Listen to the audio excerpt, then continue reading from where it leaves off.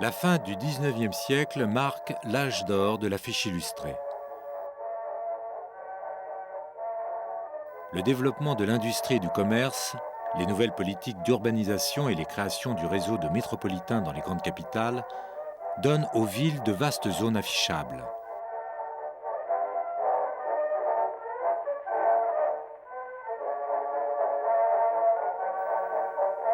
La publicité envahit les publications.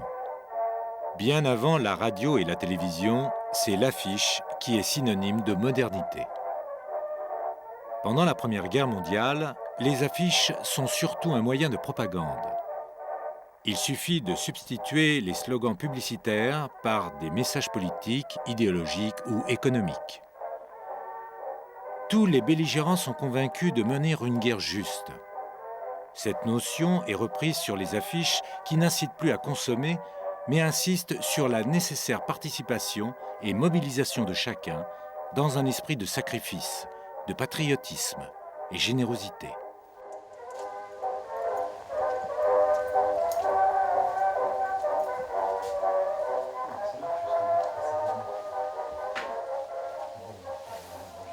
Ici, on est dans la pièce où sont rangés dans les meubles prévus à cet effet toute notre collection d'affiches qui en comporte à peu près, je ne sais pas exactement, mais je pense à peu près 500. Peut-être même plus parce qu'il y a aussi beaucoup d'affiches textes, des affiches murales de proclamations.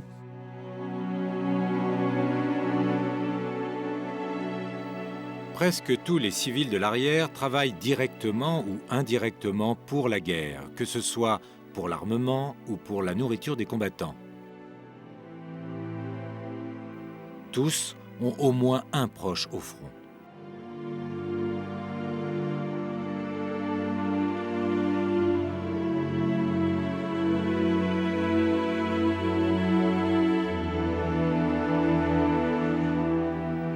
La lecture des affiches doit être simple et rapide. La symbolique doit être immédiatement identifiable. Comme en publicité, les dessins doivent être attirants, vifs et suggestifs. On glorifie les hommes qui sont partis sans tristesse mais déterminés au front. La silhouette du héros soldat est mise en avant et se détache souvent d'un paysage ravagé. Grâce à lui, l'ennemi ne passera pas.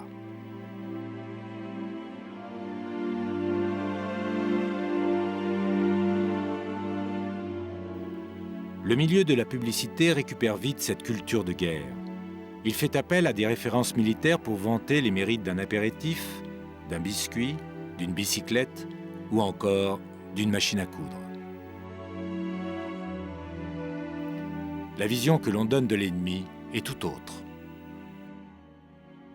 Pourquoi est-ce qu'on l'a acheté? Pourquoi est-ce qu'on l'a acheté? Parce que c'est rarissime. Le Kaiser, la brute de Berlin, au dire de certains connaisseurs, des spécialistes de l'affiche, c'est une affiche qui est rare, que moi j'avais jamais vue avant.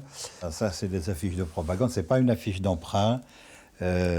Souvenez-vous, l'Allemand ne peut être qu'une bête féroce et criminel.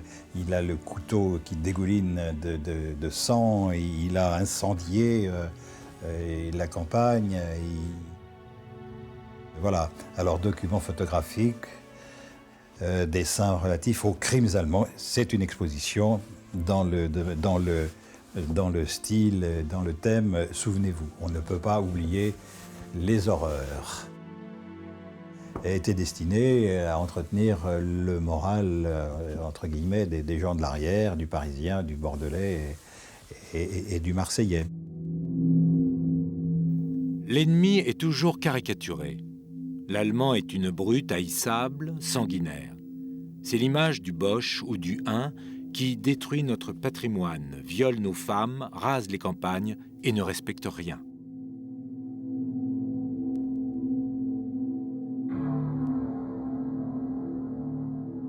Ou alors, on le représente déjà vaincu, à terre, laminé, épuisé, écrasé sous le poids de l'épargne.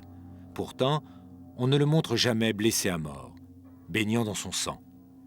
Il pourrait alors susciter involontairement la pitié et exercer ainsi un contre-effet de propagande.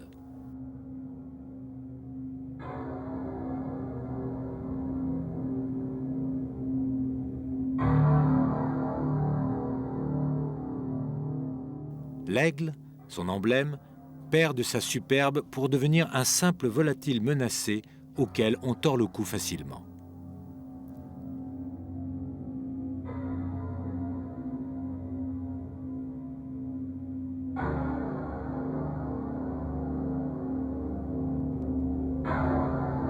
Les affiches françaises ont plutôt tendance à être un petit peu larmoyantes, un petit peu mélodramatiques. Certaines affiches britanniques, voire américaines, sont d'une intensité assez copieuse, assez importante.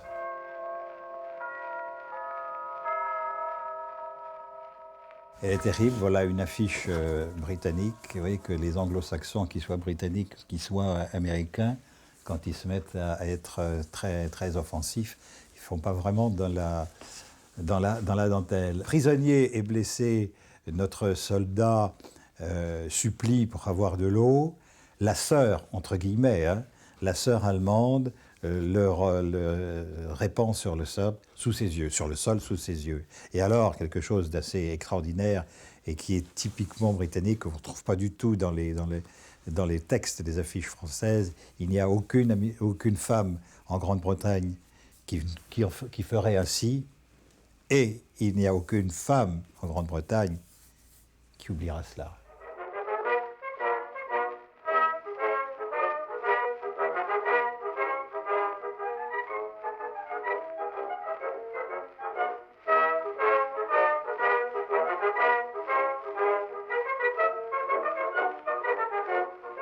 Ça, c'est une affiche rare qui nous a été donnée par l'Australie, qui incite, pour inciter les gens à venir s'engager. Alors évidemment, je ne dirais pas que c'est de l'image d'Épinal, mais enfin, vous avez toujours la soldatesque allemande qui est là, menaçante, féroce, brutale, devant les pauvres civils. Le vieillard a été maltraité, il est mort, il gît sur le sol, et le couple est effrayé et supplie, n'est-ce pas ? Là, on a une évocation du viol. L'engagement de l'Australie, des troupes australiennes à Gallipoli est toujours commémoré régulièrement chaque année le 25 avril, c'est-à-dire le fameux Anzac Day, Anzac Australian and New Zealand Army Corps, qui célèbre le débarquement, qui commémore le débarquement des troupes néo-zélandaises et australiennes surtout sur la presqu'île de Gallipoli le 25 avril 1915. Et ce sont eux, ils le savent très bien, qui ont arrêté la poussée allemande, l'ultime poussée allemande de mars-avril 1918, cette poussée allemande qui s'était faite autour de Villers-Bretonneux, entre Montdidier et Villers-Bretonneux, et parce que, justement, ils ont conscience que leur action a été extrêmement importante, que c'est à Villers-Bretonneux qu'ils ont construit leur fameux mémorial pour la Première Guerre mondiale. Mais c'est pas le débarquement en tant que tel qui est commémoré, c'est plus, au travers de ces débarquements, c'est le rôle que va tenir l'Australie pendant la Première Guerre mondiale. Et il a été énorme. Pour un pays qui faisait 4 800 000 habitants, il y a eu 330 000 volontaires, ce qui est quand même un pourcentage très élevé et un pourcentage de pertes énorme aussi. Autant les Britanniques qui étaient contre la conscription, autant le Canada qui était contre la conscription, et qui finalement, en 16 et en 17, ont voté pour la conscription, autant l'Australie, qui était un État fédéré en 1901, donc un tout jeune État, par deux fois a voté non aux référendums qui ont été proposés à tous les Australiens, qu'ils soient là-bas ou qui combattent ici. Ah, voilà une affiche américaine. C'est une affiche d'emprunt, mais elle est surtout terrible, non pas par ce qu'elle dit, mais par ce qu'elle montre. Enfin, c'est d'une violence et d'une force. Cela illustre bien la façon dont on voyait l'Allemand outre-Atlantique. Et c'est très fort. On n'a pas de choses comme ça en France, de choses aussi fortes.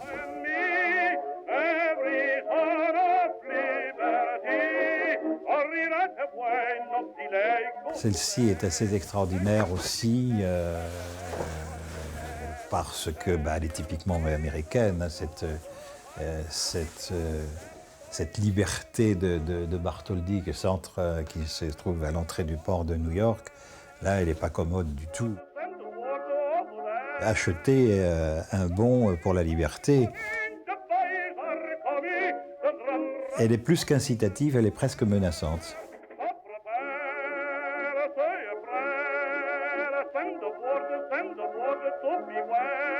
Aider les soldats américains, les fils de l'Amérique à gagner la guerre, avec bien sûr à droite, vous voyez, un assaut d'infanterie avec un soldat américain porteur de drapeau, et à gauche l'évocation du Lusitania, hein, du torpillage du Lusitania. Pour le bien de tous, la culpabilisation particulièrement mise en avant dans les affiches anglo-saxonnes est totale et volontaire. Elle incite à une réponse immédiate. Les images produites par les affichistes anglais et américains sont plus réalistes, plus sombres que celles produites par leurs collègues français. Ils emploient plus facilement des couleurs primaires, vives et contrastées, qu'ils traitent en aplat. Les formes sont aussi plus stylisées, parfois jusqu'à l'abstraction. Cette série ouvre la voie à un graphisme plus moderne, presque avant-gardiste, qui sera repris dans les affiches de la Seconde Guerre mondiale.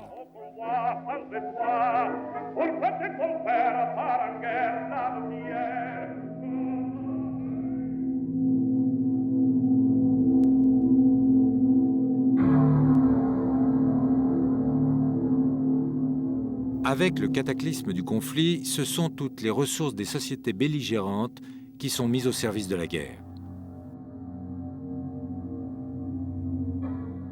Voilà une affiche, l'emprunt de la libération. On les a, aidez-nous, c'est la fin. C'est une affiche de gens, bien sûr, de fin de guerre. Apparaissent maintenant sur les murs des villes des affiches représentant des hommes et des femmes de l'arrière, accomplissant leurs devoirs, souscrire aux emprunts de guerre. La guerre moderne est un gouffre financier. Chacun doit permettre que le combat se continue jusqu'à la victoire finale, sans oublier la période de reconstruction à venir.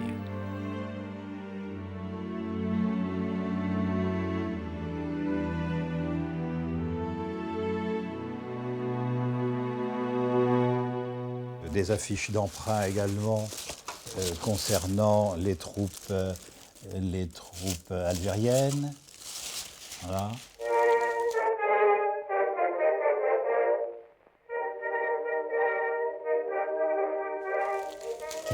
Qui sont des affiches d'emprunt, l'emprunt de la libération. Hein. Voyez-vous, elle est très belle. Puis elle a beaucoup moi, je l'aime bien dans ses couleurs et dans le mouvement. Hein. Alors, et bien sûr, c'est très patriotique, c'est très Alsace-Lorraine. Voilà une fameuse affiche de Hansi, où on voit Banque d'Alsace-Lorraine. L'oncle Hansi, oui, il a fait des bouquins. Oui. Hansi était son surnom, c'était un dessinateur alsacien qui a beaucoup fait. Et il était très anti-allemand et il a fait beaucoup de caricatures rigolotes comme tout. D'ailleurs, c'était une mythologie très alsacienne, très pro-française et très patriotique et très tricolore, quoi. Le fameux problème de l'Alsace annexée et occupée depuis 1870. La petite fille dans les mains. Ça, c'est typique de Hansi. Elle a dans les mains sa petite poupée qui représente le soldat français de Piu Piu, Tourleroux de 1914. Et puis, dans le petit chariot, le chariot des enfants, eh bien, un certain nombre d'objets, dont forcément, presque toujours, un drapeau français.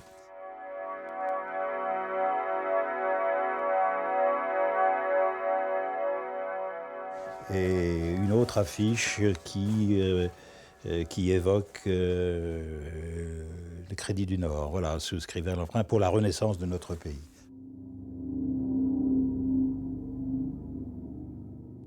La production industrielle, les besoins militaires et financiers doivent être sans cesse rappelés, tant la guerre moderne est totale. Les armes, les canons, les cartouches sont des éléments surreprésentés.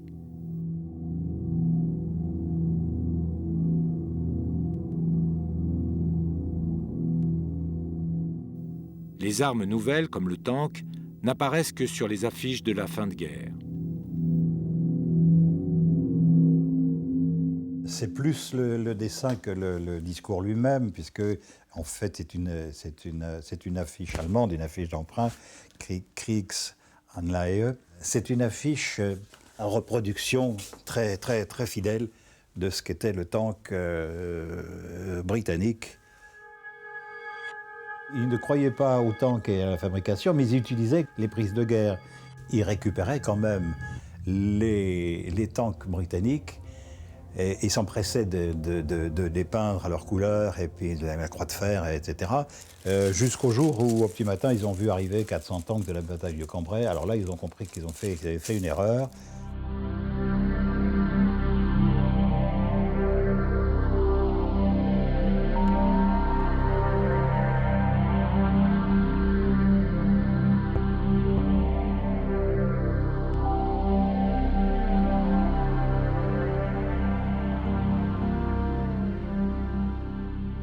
C'est une affiche de propagande allemande violemment anti-française.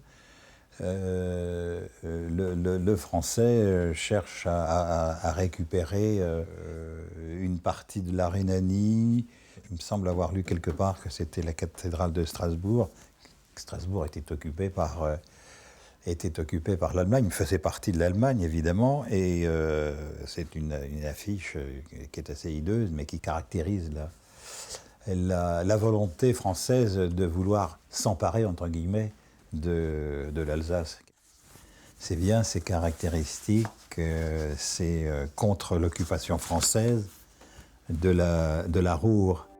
Ce sont deux mineurs allemands, un mineur et un soldat, sur un fond industriel, oui, c'est ça, de cheminées d'usines, de puits de mines, de locomotives.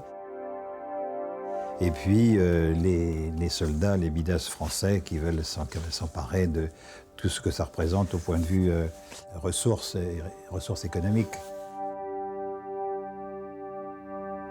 Avec le mot Cambronne, alors la traduction est la suivante. Vous ne pouvez pas réussir à nous enlever la Ruhr. L'Allemagne paiera, disait-on à l'époque. Elle n'avait pas payé grand-chose parce qu'elle n'avait pas beaucoup de quoi payer.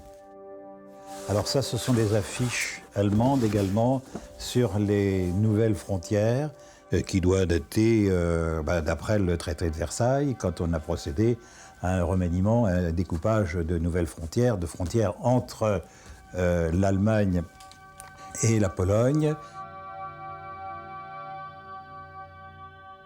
Et l'affiche dit le loup polonais convoite notre patrie, ne le tolérons pas, ne le tolérez pas. Alors bien entendu, le loup convoite notre patrie, mais convoite notre patrie pour son potentiel industriel. Hein. Voilà, donc les nouvelles frontières.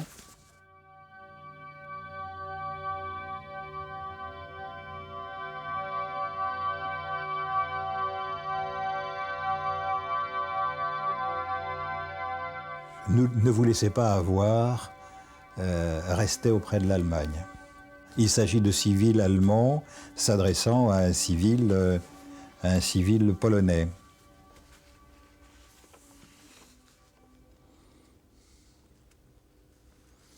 Oui, également les nouvelles frontières. C'est une image de 1919, hein. Tout de suite, l'immédiat après-guerre. C'est une image effrayante qui évoque, j'ai dit tout à l'heure que c'est une affiche politique, c'est le danger du communisme, hein, c'est le danger du bolchevisme.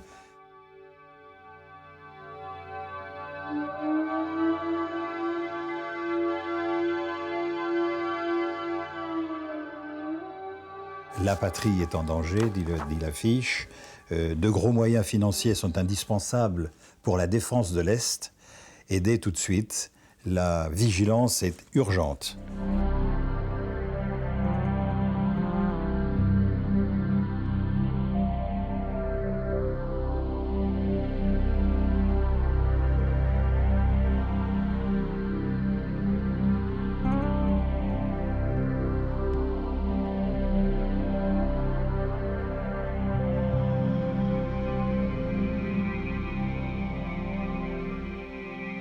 Du côté allemand, on n'est pas en reste.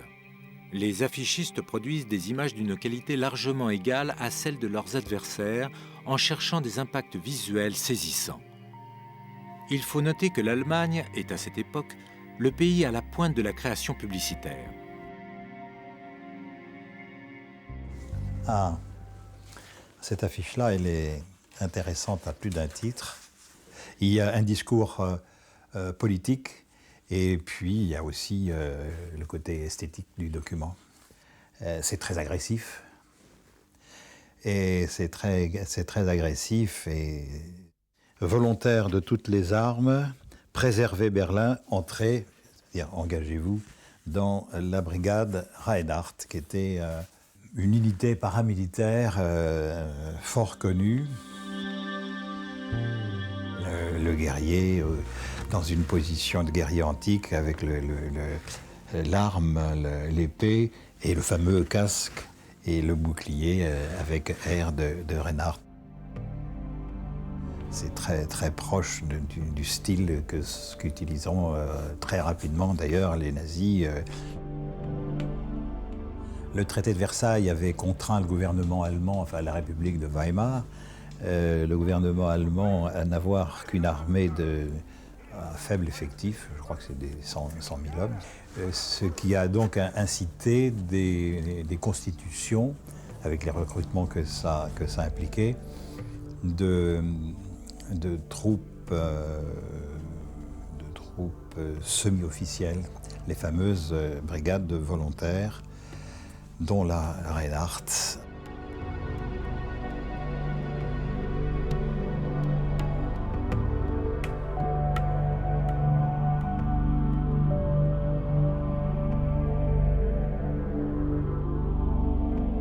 C'est dès 1919, hein. C'est dès l'immédiat après-guerre.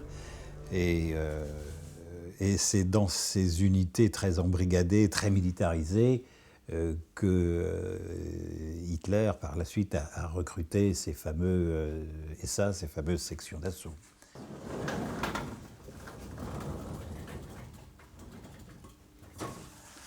La même philosophie, là aussi c'est une affiche de recrutement, une affiche allemande de recrutement d'après-guerre. Hommes d'Allemagne, défendez votre patrie en vous engageant, c'est plus Reinhardt, Sturmbataillon, là c'est les bataillons d'assaut, Schmidt. C'est moins agressif que le document précédent, mais c'est inquiétant quand même.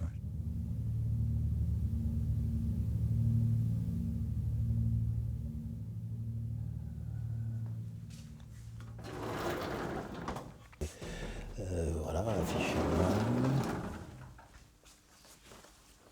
On va la mettre à côté du sous-marin. Voilà.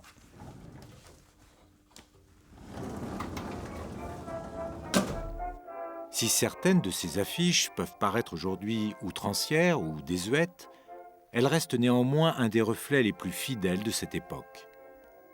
La guerre est la fin d'un monde.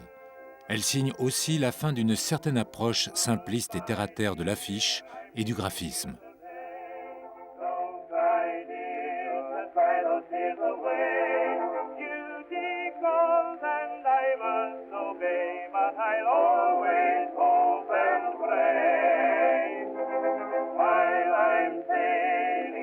Across the sea,